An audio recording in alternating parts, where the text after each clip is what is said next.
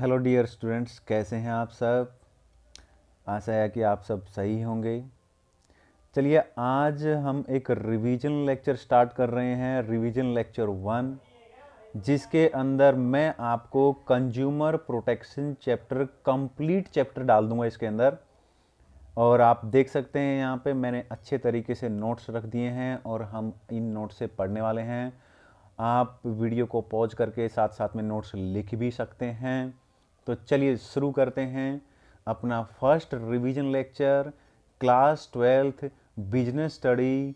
Don't very, मैं with in 7 to 10 days सारे के सारे रिवीजन लेक्चर डाल दूंगा, यानी कि कंप्लीट, आप ये मान लो पूरी complete business study term 2 class 12th आपका इस चैनल पे होगी। तो चलिए शुरू करते हैं। सबसे पहले जैसा कि हम देख सकते हैं यहाँ पे कंज्यूमर प्रोटेक्शन चैप्टर स्टार्ट कर रहा हूँ मैं। कंज्यूमर प्रोटेक्शन चैप्टर के अंदर टोटल 9 कंटेंट्स मैंने आपको दिए हैं। हमारा पढ़ने का तरीका क्या रहेगा, सबसे पहले मैं आपको लिख दूंगा कि हम इसके अंदर पढ़ने वाले क्या क्या हैं। तो जैसा कि आप देख सकते हैं, meaning, importance, consumer protection, features, consumer rights, consumer responsibility, 3 tier judicial machinery, relief to the consumer and role. इस तरीके से मैं टोटल 9 कंटेंट आपको इस चैप्टर के अंदर पढ़ाने वाला हूँ। अच्छा, एक बात ध्यान रखिएगा, ये रिवीजन लेक्चर है, उसके बावजूद मैं थोड़ा सा स्लो जाऊंगा कि अगर आपने पहले कभी ना पढ़ा हो ये चैप्टर तो भी काम चल जाए आपका। तो चलिए चलते हैं आगे। सबसे पहले आता है यहाँ पर मीनिंग।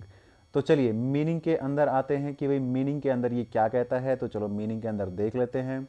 तो दोस्तों यहाँ पर meaning very important for examination.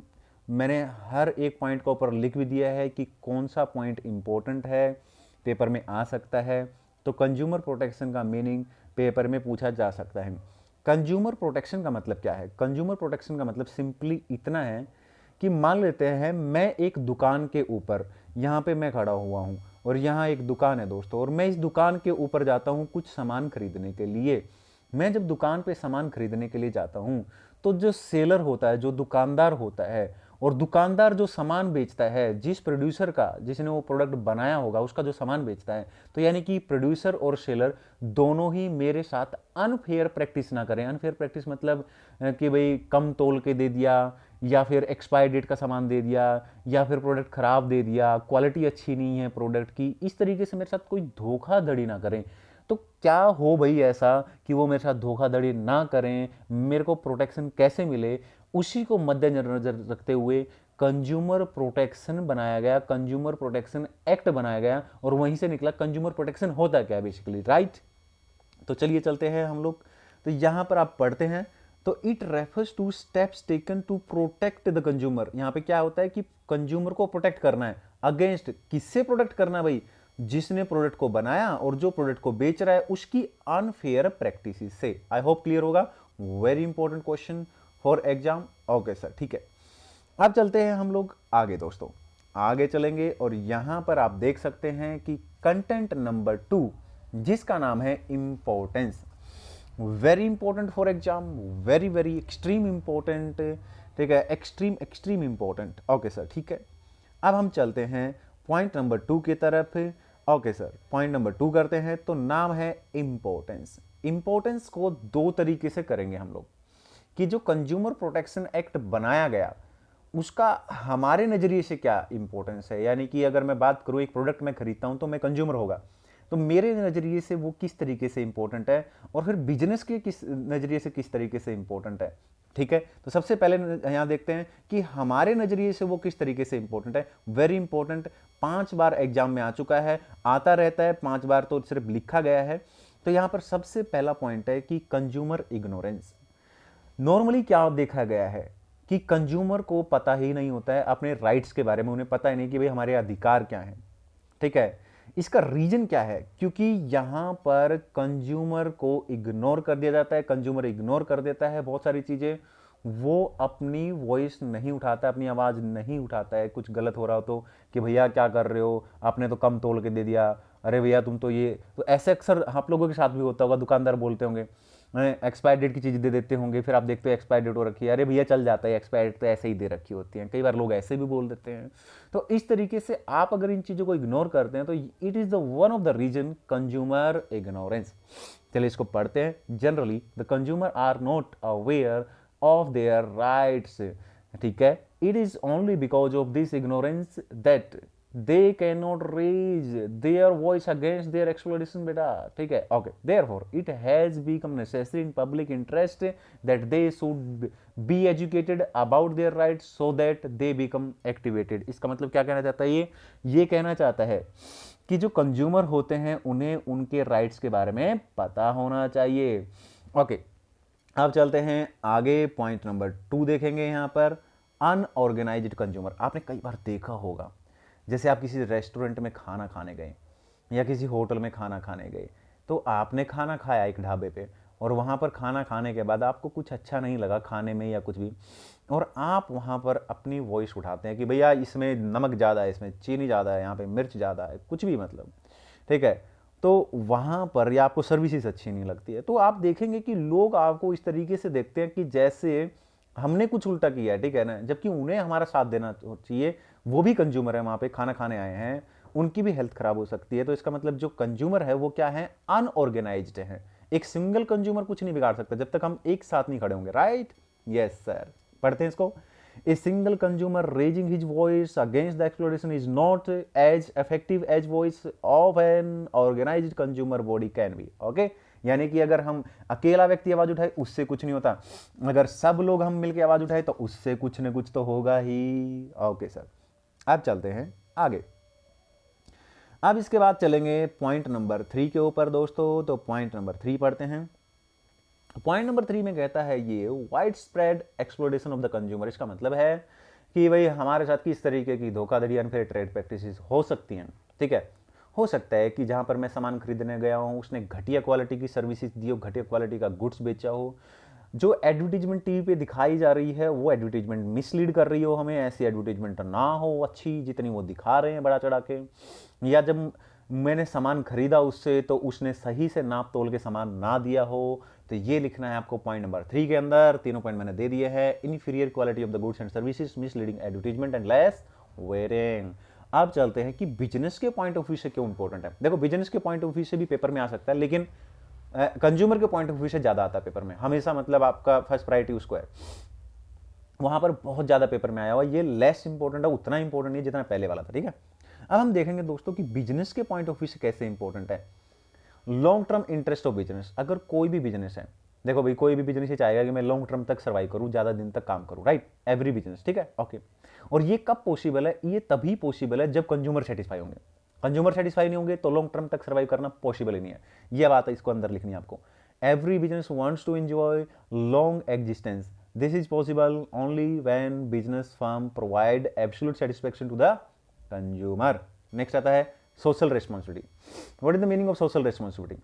देखो, बिजनेस समाज में बनता है, ठीक है ना, बिजनेस समाज की बहुत सारी चीज़ें यूज करता है, ठीक है, जैसे कि हमारा एनवायरनमेंट खराब होता है, ठीक है ना, पोल्यूशन की वजह से, ठीक है, और भी बहुत सारी चीज़ें, ठीक है, पानी में डस्ट का जाना, या फिर और भी बहुत सारी वो हमारा रॉ मटेरियल यूज करते हैं, एनवायरनमेंट यूज करते हैं, रोड हमारे यूज करते हैं। तो क्या उनकी कुछ जिम्मेदारी नहीं बनती है कि भाई हमारे प्रति यानी कि कंज्यूमर के प्रति, कंज्यूमर के अपने एम्प्लॉयज के प्रति, अपने सप्लायर के प्रति बिजनेस की जिम्मेदारी बनती है कि नहीं? जो बिजनेस का मालिक है उसके प्रति उसकी जिम्मेदारी बनती है कि नहीं? इसे बोलते हैं सोशल रिस्पॉन्सिबिलिटी। आइए दोस्तों पढ़ते हैं। इट इज, यहां से पढ़ेंगे, it is the social responsibility of the business to protect the interest of owner. Owner के इंटरेस्ट को प्रोटेक्ट करना, यानी कि अच्छे से प्रॉफिट कमा के दे बिजनेस उसको। Other related constituents like employees को अच्छी सैलरी दे, कंज्यूमर को अच्छा गुड्स दे at reasonable price, supplier etcetera. Consumer is the most important constituent, consumer इनमें सबसे इंपॉर्टेंट है। Therefore most attention should be paid to the protection of their interest. Consumer की तरफ ज्यादा ध्यान देना चाहिए बिजनेस, ध्यान रखो। उसके बाद चलते हैं दोस्तों आगे। आप देख सकते हैं यहाँ पे मोरल जस्टिफिकेशन। बिजनेस को क्या बोल रहे हैं? मोरल जस्टिफिकेशन भी करना चाहिए। मोरल रिस्पॉन्सिबिलिटी होती है बिजनेस की कि वो कंज्यूमर के इंटरेस्ट को ध्यान रखे, ठीक है ना। बिजनेस को इस बात का ध्यान रखना चाहिए, ठीक है ना, कि भाई बहुत सारी जो बुराइयां हैं वो उनसे दूर रखे, जैसे कि छोटे बच्चों से काम ना कराए वगैरह वगैरह, है ना, या फिर घटिया क्वालिटी की चीज़ ना दे, एडवर्टीजमेंट अच्छी दे, मतलब जो एडवर्टीजमेंट दिखा रहा हो वही प्रोडक्ट हमें मिले भाई, ठीक है ना, ऐसे बोल रहे हो। moral justification, it is the moral responsibility of the consumer to take care of the consumer interest. Business should keep away from evils of the adulteration, ठीक है, inferior quality, misleading advertisement etc. तो यहाँ पर खत्म हो जाता है content number 2। Content number 3 की तरफ चलते हैं दोस्तों। अब पढ़ने जा रहे हैं हम लोग कंटेंट नंबर 3। आइए, कंज्यूमर प्रोटेक्शन एक्ट 1986 के बारे में कुछ बातें। कंज्यूमर को प्रोटेक्ट करने के लिए एक एक्ट बनाया गया 1986। ये क्या करता है, ये कंज्यूमर को प्रोटेक्ट करता है। पहली बार कब पास किया गया, ये पार्लियामेंट में पास हुआ था 1986 में, लेकिन ये इफेक्टिव कब से था, 1 जुलाई 1987 से। सब पूरे के पूरे इंडिया पे लागू होता है, लेकिन जम्मू एंड कश्मीर को छोड़कर। इसमें 2 अमेंडमेंट भी आई थी 1993 में एंड 2003 में 2 अमेंडमेंट देखी गई थी। इसमें cover all goods and services, इसमें सारे के सारे गुड्स एंड सर्विसेज की बात करता है ये। और इतना ही नहीं, कंज्यूमर प्रोटेक्शन एक्ट में राइट्स भी दिए गए हैं। एक कंज्यूमर को क्या क्या राइट्स मिलते हैं, कौन कौन से अधिकार मिलते हैं, उनकी बात की गई है दोस्तों। तो चलिए अब चलते हैं हम लोग आगे। अब चलते हैं नेक्स्ट पॉइंट की तरफ। नेक्स्ट पॉइंट आप देख सकते हैं यहाँ पर फीचर्स या स्कोप बोल दो। कंज्यूमर प्रोटेक्शन एक्ट की फीचर्स बोल दो या आप स्कोप बोल दो। चलिए, फीचर्स या स्कोप में क्या कहता है ये, कवरेज ऑफ आइटम्स। जो ये एक्ट है, it is applicable on all the goods and services, जब तक कि unless central government notify any goods out of its scope. Central government अगर नोटिफाई कर देगी कि भाई ये गुड्स है जिसके ऊपर कंज्यूमर प्रोटेक्शन एक्ट 1986 नहीं लगने वाला है, तो बात अलग है। अदरवाइज ये सभी गुड्स और सभी सर्विसेज पर लगता है। यानी अगर सेंट्रल गवर्नमेंट की नोटिफिकेशन ना हो तो सब पे लगेगा, और अगर नोटिफिकेशन के द्वारा बता दिया गया कि भाई इस गुड्स के ऊपर नहीं लगेगा तो नहीं लगेगा, बात खत्म। कवरेज ऑफ सेक्टर्स, इसके अंदर प्राइवेट सेक्टर भी, पब्लिक सेक्टर भी, कॉर्पोरेट सेक्टर, सारे सेक्टर आते हैं इसके अंदर। ग्रुप ऑफ कंज्यूमर राइट्स, यहाँ पर बहुत सारे राइट्स प्रोवाइड किए गए। वैसे कंज्यूमर प्रोटेक्शन एक्ट में 6 राइट दिए गए हैं, 2 राइट आपको कहीं और से मिल जाएंगे, ठीक है। इसके अलावा है टाइम बाउंड रिट्रेशन। जैसे मान लेते हैं एक कंज्यूमर है, उसके साथ कोई धोखाधड़ी हुई है, अनफेयर ट्रेड प्रैक्टिस हुई है, अब वो केस करना चाहता है, ठीक है ना। तो केस, हम जब भी बात सोचते हैं कि यार केस नहीं करना, ये नहीं, क्योंकि टाइम चली जाती है, जिंदगी चली जाती है, ऐसा हमारे दिमाग में आता है। लेकिन इन बातों को ध्यान में रखते हुए कंज्यूमर प्रोटेक्शन एक्ट में ये बात क्लियरली ध्यान रखना कि यहाँ पर लिमिटेड पीरियड ऑफ टाइम के अंदर अंदर केस का निपटारा होना जरूरी है, ठीक है। तो टाइम बाउंड बहुत इंपॉर्टेंट है। Cases are decided in a limited period of time, right. इसके अलावा हम शिकायत कहाँ पे कर सकते हैं, तो 3 टायर जुडिशियल मशीनरी बनाई गई है, डिस्ट्रिक्ट लेवल पे, स्टेट लेवल पे और नेशनल लेवल पे। District form state commission and national commission देख सकते हैं आप। तो फीचर्स या स्कोप पढ़ लेना, नॉट दैट मच इंपॉर्टेंट। जो भी इंपॉर्टेंट होगा मैं लिख दूंगा उसके ऊपर। आने वाला है दोस्तों सबसे इंपॉर्टेंट क्वेश्चन, चैप्टर का सबसे इंपॉर्टेंट क्वेश्चन माना जाता है ये। इसके ऊपर जैसा कि आप देख सकते हैं, देखिए आप इसके ऊपर देखेंगे, अगर मैं देखो आपको क्लियरली दिखा देता हूं। यहां पे देखो राइट्स के साइड में मैंने लिख रखा वेरी इंपॉर्टेंट, और साइड में मैंने दे रखा केस स्टडी। इस क्वेश्चन के ऊपर बहुत ज्यादा पेपर में केस स्टडी पूछी जाती है।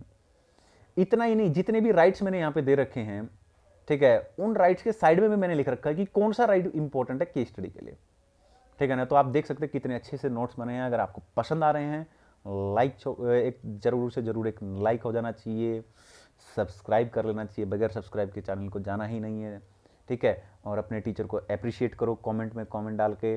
और फिर भी कोई अगर आपका डाउट है, कोई प्रॉब्लम है, anything else, let me know by your comment, ठीक है। ओके, तो चलते हैं right to safety. Right to safety क्या कहता है, it is important for case study. ये एग्जाम में आता है, पेपर में पूछा जाता है, बार बार पूछा जाता है केस स्टडी के रूप में। राइट टू सेफ्टी क्या होता है सर? राइट टू सेफ्टी का मतलब है कि एक जो कंज्यूमर है, ठीक है ना, उसको सेफ्टी मिलनी चाहिए। भाई जो भी प्रोडक्ट वो खरीद रहा है, जो सर्विसेज ले रहा है, उसकी हेल्थ को या उसकी लाइफ को किसी भी तरीके का नुकसान नहीं होना चाहिए, ठीक है।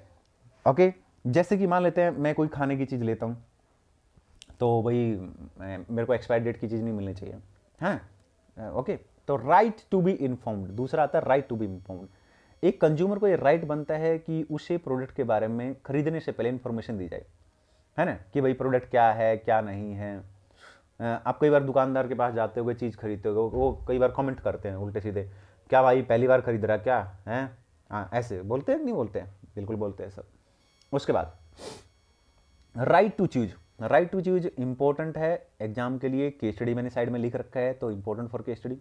राइट टू चूज का मतलब है कि मान लेते हैं ना किसी जगह पे कुछ सामान खरीदने के लिए गया, तो मेरे को ये अधिकार है कि जितने भी प्रोडक्ट वहां पर दे रखे हैं उन प्रोडक्ट में से मैं अपना डिसीजन लेके, डिसीजन मेकिंग के हिसाब से, अपने सोच के समझ के हिसाब से मैं अपना प्रोडक्ट चूज कर सकूं। एक अक्सर लोग क्या होता है, देखो ज़्यादातर दुकानदार वगैरह आपने देखे होंगे, जब हम कहीं सामान खरीदने जाते हैं, हम कोई चीज़ बोलेंगे कि नहीं, तो वो कहेंगे अरे सर ये ले लो, ये बेस्ट है, आज के टाइम पे टॉप पे चल रहा है, हर दूसरा कस्टमर ये लेके जाता है सर। तो वो सेलर कैन नॉट इन्फ्लुएंस, वो इन्फ्लुएंस करते हैं ना, नहीं गलत है ना, वो हमें इन्फ्लुएंस करते हैं। हो सकता है कि वो इसलिए इन्फ्लुएंस कर रहे हो कि भाई उस प्रोडक्ट में उनको प्रॉफिट ज़्यादा हो रहा हो, राइट। तो राइट टू चूज के अंदर पढ़ते हैं, a consumer has a right to choose any product out of available products as per his own decision making, ठीक है। Any seller can not influence his choice in an unfair manner, वैसे तो वो suggest कर सकता है हमें, अच्छी बात है, अनफेयर मैनर में ना करना चाहिए, ठीक है। आगे कहते हैं right to be heard, very very important for case study, exam में आ सकता है, लिख भी रखा है मैंने। एक consumer has right that his complaint be heard, एक कंज्यूमर को ये राइट है कि भाई उसकी कंप्लेंट सुनी जाए। हम कहीं पे शिकायत लेके जाते हैं, भाई ये गलती होगी, ठीक है ना, तुमने एक्सपायर डेट की चीज़ दे दी, उसकी चीज़ सुने, ठीक है ना। कई बार दुकानदार आपने देखे होंगे, कोई कोई दुकानदार होता है वो ये बोले अरे तुम्हारी बड़ी शिकायत रहती है यार, बाकी लोग तो कुछ बोलते नहीं है, ऐसे बोल देते हैं, बोलते कि नहीं बोलते हैं, यस सर बोल देते हैं। Consumer can file a complaint against all those things which are prejudicial to his interest, जो उसके अधिकार क्षेत्र को नुकसान पहुंचाती है, उसके इंटरेस्ट को नुकसान पहुंचाती है, ठीक है, उसके लिए कंप्लेन कर सकते हैं। नेक्स्ट पे चलते हैं दोस्तों, अब मैं आपको दिखा देता हूं अगला। नेक्स्ट यहां पर आप देख सकते हैं, देखो अब इसके बाद चलेंगे हम लोग नेक्स्ट पॉइंट की तरफ। नेक्स्ट पॉइंट में कहता है ये right number 5, right to seek redressal, very important for case study. It provide compensation to the consumer against the unfair trade practices of the seller. अगर सेलर किसी तरीके का मिसबिहेव करता है, सेलर और कोई दिक्कत करता है, अनफेयर ट्रेड प्रैक्टिसेस करता है, कुछ सही से हमें इंफॉर्मेशन नहीं देता है, तो हम उससे कंपनसेशन की डिमांड कर सकते हैं, ठीक है। If the quantity of the product do not confer to those promised by the seller, buyer has right to claim the company.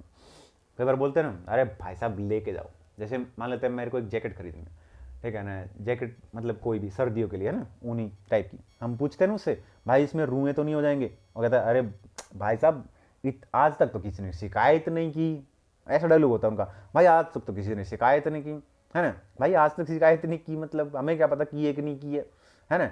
तो बेसिकली क्या होता है कि अगर ऐसा होता है तो फिर हम उससे पूछते हैं कि भाई वापस कर लोगे इसको, ठीक है ना, या फिर वापस फेंक दूंगा मैं तुम्हारे यहाँ पे, ठीक है ना। बाद में वो करते नहीं है, मतलब बहुत दिक्कत हो जाती है, तो तुम्हें में करनी पड़ती है, right. Okay, right to consumer education, ठीक है, very important for exam. Consumer को एजुकेशन देनी चाहिए, उन्हें पता होना चाहिए कि उनके राइट्स क्या हैं, ठीक है। एक कंज्यूमर डे भी बनाया जाता है, 15 मार्च को आप याद रखना, कंज्यूमर डे बनाया जाता है, ठीक है। उसके बाद आता है right to basic need. Right to basic need का मतलब है कि जितने भी कंज्यूमर हैं उनको बेसिक ज़रूरत की चीज़ें, रोटी कपड़ा मकान एजुकेशन और हेल्थ, इस तरीके की चीज़ें उनको मिलनी चाहिए, ये उनका अधिकार बनता है। राइट टू हेल्दी एनवायरनमेंट, हमें जो एनवायरनमेंट है, ठीक है, अच्छा एनवायरनमेंट मिलना चाहिए, फ्यूचर जनरेशन के लिए हम एनवायरनमेंट को कंजर्व करके रखें, बचा के रखें, ये भी हमारा अधिकार है, ठीक है। तो यहाँ पर ख़त्म हो जाते हैं हमारे राइट्स। आई होप क्लियर होगा, अगर क्लियर है तो अच्छी बात है, और नहीं क्लियर है तो एक बार फिर से देख लो वीडियो को, हो जाएगा क्लियर। अब हम चलते हैं अनदर क्वेश्चन पे, content number 6, consumer responsibility. Exam question है, पेपर में पूछा गया था ये क्वेश्चन, तो फिर भी हम इसको पढ़ लेते हैं, अच्छे से आपको पता होना चाहिए। कंज्यूमर की रेस्पॉन्सिबिलिटी क्या है, जैसे कि मान लेते हैं मैं कंज्यूमर हूँ, मैं किसी दुकानदार के पास जाता हूँ, मैं कोई सामान खरीदने जाता हूँ, तो मेरी क्या क्या जिम्मेदारी है, मेरी क्या जिम्मेदारी है, दुकानदार की बाद में देखेंगे, मेरी क्या, बी अवेयर, मुझे अवेयर होना चाहिए गुड्स के बारे में, सर्विसेज के बारे में मुझे पता होना चाहिए, मार्केट में क्या रेट चल रहा है, भाई मैं पहले ही क्यों ना गूगल कर लूँ या किसी से पूछ लूँ, या मुझे पता होना चाहिए, मुझे अवेयर होना चाहिए अपने प्रोडक्ट के बारे में। आगे कहता है फॉलो मैन्युफैक्चरर इंस्ट्रक्शन। मैन्युफैक्चरर कई बहुत सारे इंस्ट्रक्शंस देते हैं अपने प्रोडक्ट के ऊपर। हमेशा हम जब प्रोडक्ट यूज करते हैं या सर्विसेज लेते हैं, प्रोडक्ट यूज करते हैं, तो हमेशा हमें मैन्युफैक्चरर के इंस्ट्रक्शन का ध्यान रखना चाहिए, नहीं तो फिर हम क्लेम नहीं कर सकते कुछ भी, है ना। रेस्पेक्ट द एनवायरनमेंट, ठीक है, तो वेस्ट को अवॉइड करना चाहिए, है ना, साफ सुथरा चीज़ें रखनी चाहिए, पोल्यूशन वगैरह नहीं फैलाना चाहिए, है ना। Do not by the blindly, हमें अंधा होकर नहीं खरीदना चाहिए। अरे भाई साहब आंख बंद करके ले जाओ, ऐसे बोलते कि नहीं बोलते हैं, सच्ची बताओ, कमेंट बॉक्स में कमेंट डालना और बताना मेरे को ये बात, मैं देखना चाहूँगा किसने डाला है। ऐसे बोलते हैं अरे भाई साहब आंख बंद करके ले जाओ, कोई दिक्कत नहीं है, ठीक है ना। Buyer should not take seller word as final truth ये देखो क्लियरली लिखा हुआ है। Get information like quality, quantity and price etcetera. Okay, yes sir. वो एक ऐसे डायलॉग बोलते कि आप यकीन नहीं करोगे, वो आपसे बोलेंगे कि मतलब भाई आपके लिए, सिर्फ आपके लिए मैं ये कम कर रहा हूँ पैसे, आपके लिए ये कर रहा हूँ। अरे भाई तू क्यों कर रहा है मेरे लिए, ठीक है ना। फाइलिंग कंप्लेंट, फाइलिंग कंप्लेंट का मतलब है it is the responsibility of the consumer to approach the concern officer in case of some complaint about the goods and purchase. अगर हम कोई प्रोडक्ट खरीदते हैं और हमें लगता है कि भाई इस प्रोडक्ट में कोई धोखाधड़ी हुई है, हमारे साथ कोई दिक्कत है, तो हमें शिकायत जरूर करनी चाहिए ताकि उसको अक्ल लगे भाई आगे वो किसी और के साथ ना करे, है ना, राइट। और हम लोग करते नहीं है ऐसा सोच के कि छोड़ ना यार, है ना। Point number 6, beware about the false advertisement. Advertisement भी आप देखते होगे, बहुत सारे एडवर्टीजमेंट जिनका कोई मतलब नहीं है, बेमतलब एडवर्टीजमेंट, ठीक है ना। तो फॉल्स एडवर्टीजमेंट से हमें बचना चाहिए, ये हमारी रिस्पॉन्सिबिलिटी है ना। ओके, उनके सच को पता लगाए हम। सच का पता लगाने मतलब कि भाई ये वाक्य में काम करती भी है या फिर ऐसे ही। डू नॉट बाई इन हरी, जल्दी में ना खरीदे कभी भी। भाई जल्दी जल्दी दे दे, मेरी ट्रेन छूटने वाले, भाई जल्दी, भाई जल्दी किस चीज़ की है, ठीक है ना। टेक यूर ऑन टाइम, छुट्टी वाले दिन जाओ खरीदने के लिए, हरी जल्दबाजी में ना खरीदें, ठीक है ना, उससे आपको नुकसान हो सकता है। तो ये थे हमारी रिस्पॉन्सिबिलिटी जो हमें ध्यान रखने योग्य है, ध्यान रखनी चाहिए दोस्तों। इसके बाद आता है नेक्स्ट पॉइंट। नेक्स्ट पॉइंट का नाम है 3 टायर जुडिशियल मशीनरी। क्या कहता है 3 टायर जुडिशियल मशीनरी, आइए पढ़ते हैं, चलो। Very very important, another very very important question for exam, बहुत ही ज़्यादा इंपॉर्टेंट क्वेश्चन है भाई, बहुत बहुत ज़्यादा इंपॉर्टेंट। ओके सर, हम कहाँ कहाँ पे शिकायत कर सकते हैं। सबसे पहला आता है डिस्ट्रिक्ट फॉर्म में शिकायत कर सकते हैं, ठीक है ना। State government can set up 1 or more district forum in each district, मतलब हर एक डिस्ट्रिक्ट के अंदर स्टेट गवर्नमेंट चाहे तो एक या एक से ज़्यादा डिस्ट्रिक्ट फॉर्म बना सकती है, जिसके अंदर 3 मेंबर रहेंगे, उसमें से एक लेडीज का होना जरूरी है, एक लेडी होगी, ये कंपलसरी है, ठीक है ना।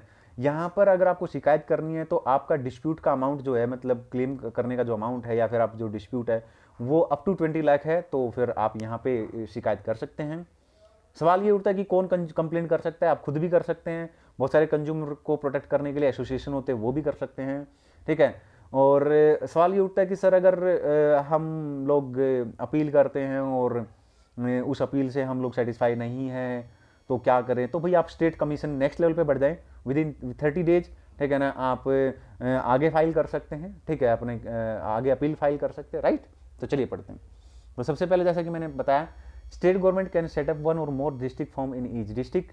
कितने मेंबर होने चाहिए, 3, एक का लेडी होना जरूरी है, कंपलसरी है बेटा, ठीक है ना। और डिस्प्यूट 20 लाख तक होगा तभी हम, इसके ऊपर केस स्टडी आई हुई, देखो मैंने लिख रखा बारीकी से नोट्स, बारीकी से नोट्स। लाइक चाहूंगा ही चाहूंगा, कमेंट चाहूंगा ही चाहूंगा, नए हो तो सब्सक्राइब चाहूंगा, ठीक है। Okay, who can file complaint, consumer या कंज्यूमर एसोसिएशन। आगे कहता है if neither party is satisfied with judgment, अगर जजमेंट से सेटिस्फाइड ना हो तो क्या करें, तो हम अपील कर सकते हैं आगे स्टेट कमीशन को विद इन 30 डेज, ठीक है ना। ये भी इंपॉर्टेंट है, केस स्टडी देखो साइड में मैंने लिख रखा है, very very very very important. आगे चलते हैं दोस्तों। अब इसके बाद नेक्स्ट पे चलेंगे, आगे चलेंगे, इसको हटा देते हैं। यस सर, देखो अब सवाल उठता है कि स्टेट कमीशन, अगर मैं बात करूँ स्टेट कमीशन की, तो चलिए बात करते हैं स्टेट कमीशन। तो अगर आपको स्टेट कमीशन पे शिकायत करनी है तो सबसे पहली बात, इसका सेटअप कौन करता है, स्टेट गवर्नमेंट करता है, ठीक है, एक ही होता है ये, ठीक है। ओके, अब इसके अंदर 3 मेंबर होते हैं, वही वाली बात है कि भाई एक लेडी होनी जरूरी है, डिस्प्यूट का अमाउंट 20 लाख से ज़्यादा होना चाहिए, 1 करोड़ तक का होगा तो यहाँ पे कर सकते हैं आप, ये केस स्टडी का पॉइंट है, वेरी इंपॉर्टेंट। फर्दर अगर आपको अपील करनी है तो आप विद इन 30 डेज आप अपील कर सकते हैं, ठीक है। और उसके बाद कहता है कि अगर नेशनल कमीशन की बात करें तो नेशनल कमीशन का सेटअप सेंट्रल गवर्नमेंट खुद करती है। इसके अंदर 5 मेंबर होते हैं, एक का लेडी होना जरूरी है। एंड अगर 1 करोड़ से ज़्यादा का अमाउंट है तभी आप यहाँ पे अपील कर सकते हैं। विद इन 30 डेज आप सुप्रीम कोर्ट में कर सकते हैं, लेकिन एक कंडीशन 1 करोड़ से ज़्यादा का अमाउंट होना चाहिए सुप्रीम कोर्ट में अगर आप अप्लाई करना चाहते हैं तो। ठीक है, वेरी वेरी इंपॉर्टेंट। हर पॉइंट के ऊपर मैंने बारीकी से लिखा हुआ कि कौन सा केस स्टडी के लिए इंपॉर्टेंट है, कौन सा केस स्टडी के लिए इंपॉर्टेंट नहीं है। Very very important, very very important. आगे चलते हैं। There is one more question, question number 8। ठीक है ना, relief available to the consumer. CBSE 2017 में क्वेश्चन आया, पेपर में 2011 में क्वेश्चन आया, केस स्टडी के रूप में क्वेश्चन आता रहता है। तो आइए देखते हैं, relief available to the consumer, क्या क्या रिलीफ मिलेगा अगर मैं केस कर देता हूँ और मुझे क्या क्या क्या क्या हो सकता है कि कोर्ट बोल दे कि रिमूव डिफेक्ट्स इन गुड्स, हटाओ भाई डिफेक्ट्स ऑफ गुड्स में से, रिफंड प्राइस, ठीक है ना, पेड, जो भी पैसे दिए वापस करो इसके। आगे कंपनसेशन मिल सकता है, ठीक है ना, डिसकंटिन्यू अनफेयर ट्रेड प्रैक्टिसेस, आगे से मत करना है ऐसा, उनको डांट देंगे वो लोग। पे एडुकेट कॉस्ट ऑफ पार्टीज मेरे को काफ़ी मतलब मिल सकता है कॉस्ट, है ना, है। और उसके बाद do not offer hazard goods, भैया आगे ध्यान रखना खतरनाक गुड्स नहीं देना ये वो। विड्रॉल, ठीक है ना, हजार्ड गुड्स फ्रॉम सेल, भैया आज के बाद ये जो गुड्स नुकसान कर सकता है कंज्यूमर को बेचोगे नहीं तुम, ठीक है ना। इशू करेक्ट एडवर्टीजमेंट टू, ठीक है, neutralise the effective misleading of. तो ये कह रहा है कि भाई अच्छी एडवर्टीजमेंट दो, ठीक है ना, आज के बाद ये एडवर्टीजमेंट नहीं चलेगी तुम्हारी, ठीक है, होगा बहुत बस ये वो। ओके, उसके बाद दोस्तों आगे कहता है, अरे बाप रे ऐसे गुस्सा, ओके चलो कोई बात नहीं। लास्ट का पॉइंट आता है पॉइंट नंबर 9। सैंपल पेपर से ये क्वेश्चन मैं आपके लिए लेके आया हूँ। सीबीएसई का सैंपल पेपर केस स्टडी के लिए काफ़ी इंपॉर्टेंट है, आ सकता है पेपर में, तो याद कर लें। हर क्वेश्चन के ऊपर लिख लें दोस्तों, आपको लिख लेना है बेटा कि कौन सा क्वेश्चन इंपॉर्टेंट है, जैसे मैंने लिख के दे रखा है। रोल ऑफ कंज्यूमर एसोसिएशन और एनजीओ, यहाँ पर बहुत सारे कंज्यूमर को प्रोटेक्ट करने के लिए बहुत सारे कंज्यूमर एसोसिएशन हैं, बहुत सारे एनजीओ हैं। उनके क्या काम हैं, वो क्या करते हैं, तो मैंने यहाँ पे कुछ काम लिख दिए हैं। एजुकेशन, ठीक है ना, generally public about consumer right, consumer को अपने राइट्स के बारे में पता नहीं होता है, तो ये कंज्यूमर्स को उन एजुकेशन देते हैं कि भाई आपके राइट्स क्या क्या हैं। Publishing, publishing the publication to give knowledge, ये पब्लिकेशन करते रहते हैं नॉलेज देने के लिए लोगों को कि भाई ये चीज़ें ऐसी हैं। Encouraging the consumer to strongly protect and take an action, consumer को हिम्मत देते हैं कि भाई चलो शिकायत करो, कहाँ बैठे हो, चलो उठो। Providing the legal assistance to the consumer, consumer को लीगल सहायता करते हैं, उनकी हेल्प करते हैं। Filing complaints in appropriate consumer court on behalf of consumer, consumer के बिहाफ पे ये कंप्लेंट भी कर देते हैं दोस्तों। तो आज के लिए इतना ही डियर स्टूडेंट्स, चैप्टर कंप्लीट जैसा कि मैंने प्रोमिस किया था आप लोगों को। बिजनेस स्टडी क्लास 12 टर्म 2 के सारे रिवीजन लेक्चर यहाँ पे मिलने वाले हैं। फर्स्ट टाइम देख रहे हो चैनल को सब्सक्राइब कर लो, वीडियो को लाइक करो, कमेंट बॉक्स में कमेंट डाल के मुझे बताओ कि कैसा लगा। आज के लिए इतना ही, मिलते हैं अपने नेक्स्ट वीडियो लेक्चर में, रिवीजन लेक्चर में, बने रहिए।